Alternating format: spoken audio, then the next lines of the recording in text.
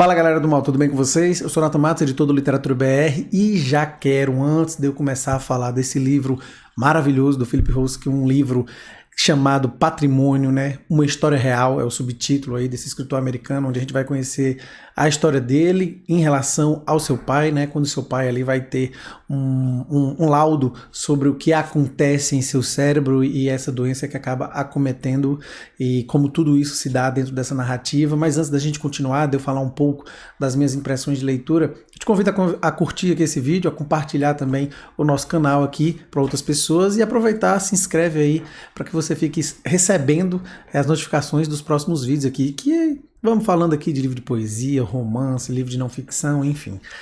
Então hoje eu quero explorar minimamente porque eu acho que é um livro que se verticaliza muito, né? No sentido de complexidade, eu acho que são muitas ramificações que a gente pode ter aí, partindo primeiro do pressuposto, né, narrativo do livro, que é quando a gente se dá conta, né, que o filho de Herman, o Philip, acaba sabendo que o pai foi diagnosticado com um tumor cerebral.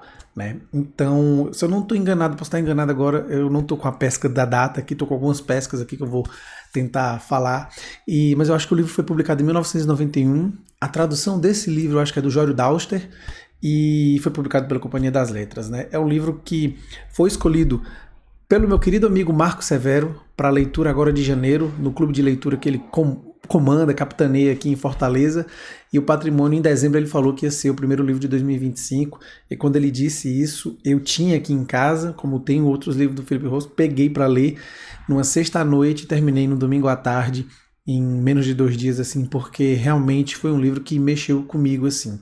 Primeiro, por conta da escrita, fazia muito tempo que eu não voltava aos livros do Philip Roth, e quando eu comecei a ler, é incrível como alguns livros, muito mais do que os nossos gostos assim literários, como a escrita dele, por mais que talvez você não vá se encontrar naquele romance ou qualquer outra coisa, ele acaba lhe pegando, né? Então assim, a estilística, né, a maneira da escrita do Philip ali me pegou novamente, e eu comecei a ler e fui me deixando levar ali para conhecer um pouco dos últimos momentos de Herman, né? Mas esses últimos momentos do Herman a gente vai demorar um pouco para ver, porque são quase 200 páginas, onde a gente vai percebendo um pouco da relação do pai e do filho. Eu tô sem um livro aqui porque eu emprestei, passei para frente, eu fiquei tão abobado com o livro que passei para frente, apesar dele tratar de alguns temas que para mim são muito caros. Por exemplo, é um livro que trata sobre a morte, que trata sobre memória, que trata sobre afeto, que trata de alguma maneira, aí como o título leva, essa ideia de patrimônio, né? Então, o que fica, né? O que fica enquanto patrimônio, né? Para o filho, para o outro filho, para as pessoas próximas, os amigos, e como essa imagem, na verdade, do patrimônio, pelo menos a mim, é colocada no livro, é como a imagem do Herman vai ficar.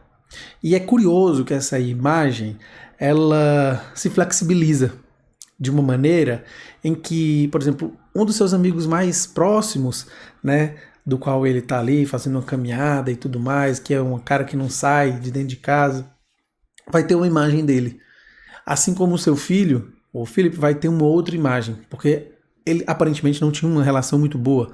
E a partir do momento que o Philip sabe desse tumor, que vai acompanhar o pai às consultas, que vai tentar compreender as resoluções que o pai vai ter sobre o tumor, se faz a cirurgia, se não faz a cirurgia, se espera por fazer a cirurgia, se não espera, se toma alguma coisa, se tenta alguma coisa, enfim, que faça com que ele possa viver mais sem sofrer tanto, né? E que acaba escondendo também em parte algumas coisas do pai no início, para que ele não fique talvez um pouco fora de si, porque uma pessoa com uma idade avançada descobrindo uma questão dessa, um tumor presente no cérebro e que precisa, né, realizar algo ali, digamos assim, como que a gente fala assim, enfim, precisa fazer um corte na cabeça para que você possa ter uma possibilidade, né, de sobrevida, e que esse tumor vai crescendo. Então é uma certa corrida contra o tempo.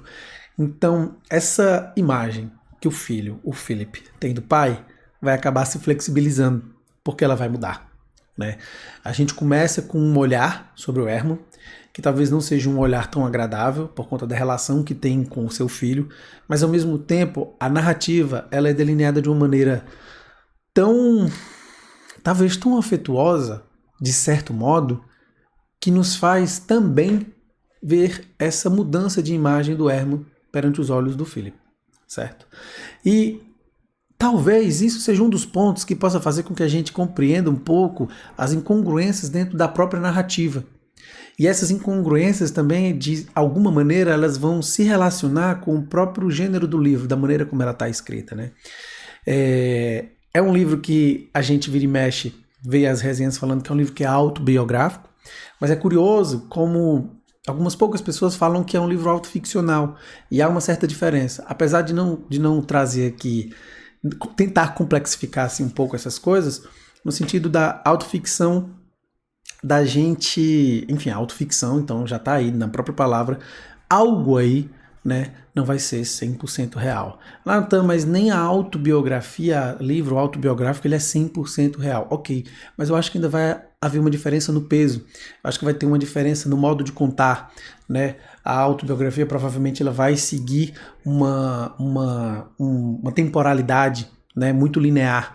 A autoficção não necessariamente. Apesar que nesse livro do Philip, do Patrimônio, de alguma maneira a gente tem alguns flashbacks, né, esses momentos de memória para lembrar o passado. Aquele momento, por exemplo, quando o Philip tá indo visitar o pai para, enfim, falar sobre alguma coisa, de alguma consulta, se eu não estou enganado, ele acaba meio que se perdendo nos devaneios da mente e vai bater no cemitério onde a mãe está enterrada.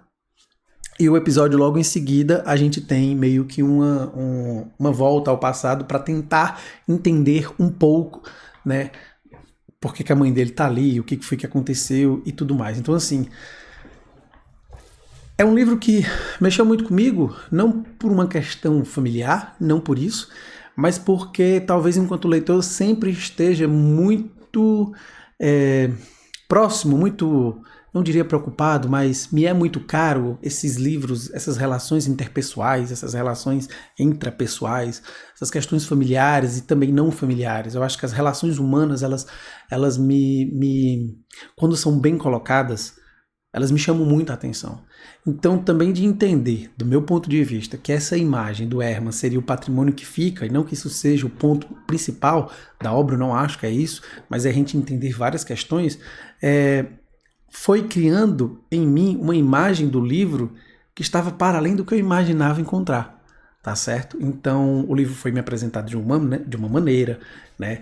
Que então eu pensava que seria um livro que não teria nenhum tipo de afetividade, por exemplo, mas eu acho que eu vi vários momentos de afetividade, né? E que talvez para muitas pessoas não sejam. Há uma cena muito forte, por exemplo, quando o Herman, eu não me lembro agora se ele sai chorando de dentro do banheiro ou algo do tipo, mas ele literalmente, praticamente caga todo o banheiro, porque ele não é mais dono de si, do seu corpo, ele não é mais dono do seu esfíncter. E o filho, quando vê aquilo tudo, enfim, tem que limpar aquilo, coloca tudo dentro de uma fronha, que acaba jogando no lixo, e tem uma passagem ali que, de certo modo, é muito bonita, não pela maneira que está escrita em si, mas pelo que carrega, né? Até me dá um certo arrepio aqui, no sentido de que pelo que carrega, porque, querendo ou não, ali também é o patrimônio, né? Ali, de certo modo, é o patrimônio. Acho que você tem que ler para entender um pouco nesse sentido do que eu estou falando. Ali também está o patrimônio do pai, essa merda que fica impregnada, né, nas paredes de um banheiro da casa. De certo modo, o ato também de limpar, de não, talvez, não é que não se queixar, mas não se preocupar com o nojo, com a náusea, com qualquer outra coisa que você limpando a merda de uma outra pessoa, mesmo que sendo seu pai, seja algo que de alguma maneira mostre uma certa afetividade. Pô, Nathan, você tá viajando demais. Pode ser, mas eu acho que refletir sobre, tanto é que eu disse, são impressões de leitura. Eu li o livro no começo do ano, vai fazer mais ou menos 20 dias, então o que eu anotei estava no livro e eu tô sem o livro. Então são reflexões que eu tô fazendo agora, nesse momento aqui, com vocês. E pensar nessa ideia de não comandar o corpo também, de alguma maneira, é pensar como a narrativa do Philip, do escritor, coloca também o corpo em questão, né? O Philip Roth é tão conhecido por algumas pessoas, por toda essa questão dos livros dele só terem personagens que acabam se preocupando com a questão sexual e tudo mais, o corpo aqui toma uma outra forma.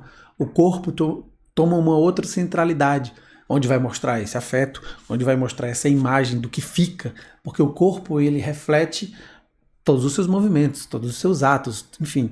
E é muito curioso que o tumor está no cérebro e que de alguma maneira, e a gente poderia também pensar na linearidade do livro, que o Hermann, ele de alguma maneira vai mudando aos nossos olhos por conta desse tumor, mas não. Aparentemente, é claro, a gente se questiona em algum momento se aquilo ali está mudando um pouco a personalidade dele, mas não muda tanto assim. E eu acho que não é esse o ponto, eu acho que não foi o que aconteceu com ele, pelo menos pelo que é narrado, né? Então, a gente vai tendo essa figura complexa, teimosa, resiliente, que é o Hermann, e que por alguns momentos a gente fica meio pé da vida com ele, né, pela maneira como ele se acha demais, mas ao mesmo tempo a gente gosta dele, porque quando ele encontra as pessoas que ele conheceu na vida, ele ainda carrega consigo uma memória absurda das relações que ele tinha com essas pessoas. E isso me impressionou demais, porque talvez tenha me lembrado de algumas relações que eu já observei em outras pessoas, em outros momentos da minha vida, algumas pessoas que realmente prestam atenção nas pessoas, que realmente te conhecem, não no sentido mais íntimo, mas te conhecem no sentido de que lembram de você, lembram do que você fazia, lembram do que você tinha, se você tinha uma loja em tal rua e que determinadas pessoas a frequentavam e que era conhecido por isso, por aquilo. Então esse afeto que também transparece na relação do filho com o pai, ele também transparece na maneira como o Hermann também se relacionava com as outras pessoas. Por mais que ele seja essa pessoa, assim, aparentemente uma pessoa muito superficial, muito rasa, né, muito plana, na verdade o Hermann está para além disso, né, aquele livro tão conhecido, se eu não me engano, do Cândido e do Rosenfeld, não sei se é do Cândido Rosenfeld, que é a personagem da ficção, vai tratar sobre isso, do personagem plano, do personagem esférico. Então mesmo sendo uma autoficção ou um relato autobiográfico, a gente vai ter esses personagens aí. Em alguns momentos, a gente vai colocando em questão também a perspectiva do próprio narrador, né, do próprio entendimento de como ele vai colocando para nós a realidade, tanto dele quanto da história do seu pai. Né? É curioso que eu achei um artigo da Bruna Farias Machado que ela começa o texto dela falando um pouco disso, que o título do livro do Philip Roth, ele traz consigo esse subtítulo, uma história real, né? Na tentativa de reafirmar perante o leitor a verossimilhança da história narrada com a história vivida. E vocês diziam assim, vocês viajam demais. Não, gente, às vezes as coisas estão ali por algum motivo. O subtítulo, ele importa. E um autor como Philip Roth, nada é por acaso também, por mais que ele esteja escrevendo um livro autobiográfico ou autoficcional. Então a gente tem que compreender um pouco disso. Né? E é muito bom que ela fala que tem uma passagem do romance, que é quando eles estão conversando, né? E que eles estão conversando sobre um amigo do Hermann, que aparentemente está escrevendo um livro sobre o Holocausto, e daí eu acho que rememora também um momento, o Philip vai rememorar o momento em que o pai fez a relação dos dois, para ver se o Philip conseguia uma editora para publicar o livro desse amigo do Hermann, enfim. E é curioso que no livro, abre aspas, né, mais ou menos ali, mas acho que lá mais pra frente, quase na página 180, 200, porque não tem a referência, mas eu me lembro mais ou menos dessa passagem. Tem outras referências aqui que ela faz, então eu acho que é mais ou menos, esqueceu dessa, mas eu acho que sim. Tipo, que o Hermann fala, não fique com peninha do... ele sabe se cuidar, já se divertiu bastante. Você acredita naqueles troços? Acredita nas coisas que estão lá? Você não? Quem sabe? Vai ver, ele só estava escrevendo um livro. Vai ver, ele só está escrevendo um livro. É curioso como isso pode se voltar para a gente observar e analisar se realmente, né, esse livro do Roth não é ficção. Ela vai trabalhar um pouco com essa diferença dessa questão de entender o autoficcional, né, e da autobiografia, levando em consideração as nuances que o livro do Roth ele acaba tendo, né? E em algum momento ela vai dizer que, olha só, nós enquanto leitores, nós não podemos achar que as incongruências que em algum momento elas surgem como um erro, ou como uma impossibilidade da narrativa, mas elas nascem, elas aparecem justamente como realmente algo que está sendo produzido apesar do real. A ficção, ela acaba existindo, né? Então, eu gostei muito desse livro. Deixa eu ver o que mais que eu anotei aqui para vocês. A relação dos dois, ela é apresentada, eu botei com profundidade, eu falei no começo, que é um livro que é muito verticalizado, porque a gente tem muita coisa para tratar. Por exemplo, a morte é um tema que me interessa muito quando tratado nos livros. Eu acho que aquele livro do Camus, Entre Quatro Paredes, aquela peça de teatro, há muito tempo me marcou, já li mais de uma vez, eu tenho até que reler, eu acho que seria muito bom voltar a esse livro, é um livro que todo mundo sempre cita, assim. Tem um outro livro que é do Saramago, que trata sobre a morte, que a morte fica ali, eu esqueci agora o nome dele, mas é muito bom esse livro também, um livrinho fininho. Quando o livro traz em si ou o personagem da morte, ou a morte como um elemento que aparece de uma maneira muito profunda e muito complexa, me interessa. E junto a essas relações, né, que eu falei para você das pessoas, é algo assim que extrapola, e quando muito bem escrito, né, não tem como, pelo menos eu, não gostar, né. E anotei aqui que a obra acaba de forma sincera, mostrando um pouco, evidenciando um pouco o processo do envelhecimento, né? Essa iminência da morte que eu estou falando, né? E aí, em alguns momentos, pelo olhar do Herman, mas em muitos outros, evidentemente, pelo olhar do filho, pelo do Philip, porque é quem acaba contando tudo aquilo. E é curioso como esse olhar dos dois, a gente enxerga uma certa vulnerabilidade. Talvez a vulnerabilidade do Philip vá ficando, ela tem uma tônica que seja crescente. Eu acho que se você observar a maneira, e aí a ideia do patrimônio, da imagem do pai que fica, ela vai se flexibilizando, mudando por conta disso também. Porque essa vulnerabilidade nele vai ficando mais presente, vai ficando mais complexa, vai ficando mais transparente para nós que estamos acompanhando tudo aquilo.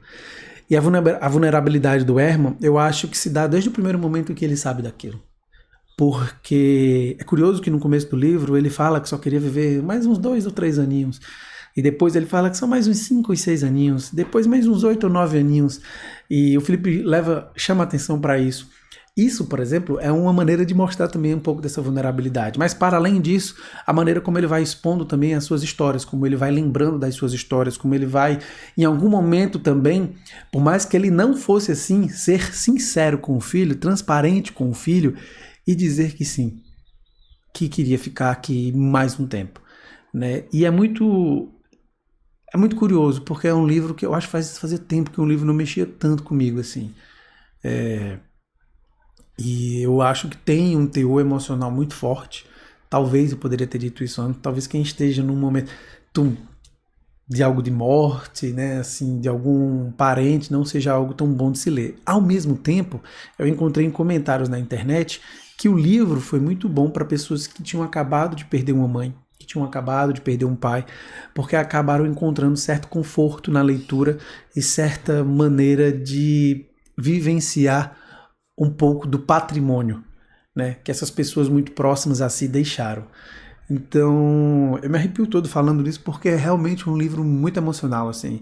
É um livro que mexe com você, não tem como. É uma narrativa muito, muito complexa, repito pela terceira vez isso, que carrega com si essas relações familiares, que carrega consigo a permanência da nossa intemporalidade, ou seja, é uma vez, né? Não existe essa... O nosso tempo aqui, ele se esvai, ele se acaba, e eu acho que talvez, se a gente for fazer uma lista, não sou muito de fazer listas, estava até criticando, mas a gente está aqui para se contradizer, né? Eu já diria Tom Zé, não estou aqui para explicar, eu estou aqui para confundir. Talvez seja um dos livros que a gente tenha que colocar assim, entre um livro... Vou botar entre aspas, porque os adjetivos eles me incomodam sempre, mas essenciais, um dos livros essenciais para que a gente possa ler e compreender um pouco mais de nós mesmos e das pessoas que estão ao nosso redor, tá certo? Essa é a minha impressão de leitura desse livro, espero que vocês gostem, que vocês leiam, e se você já tiver lido, comenta aqui para mim o que você achou e como você se sentiu também. Se você não tiver gostado, tá tudo bem, comenta aí, porque eu acho que a gente precisa ter opiniões divergentes, diferentes, dentro do respeito aí, como eu sempre prezo aí com todo mundo, beleza? Um abraço e até a próxima.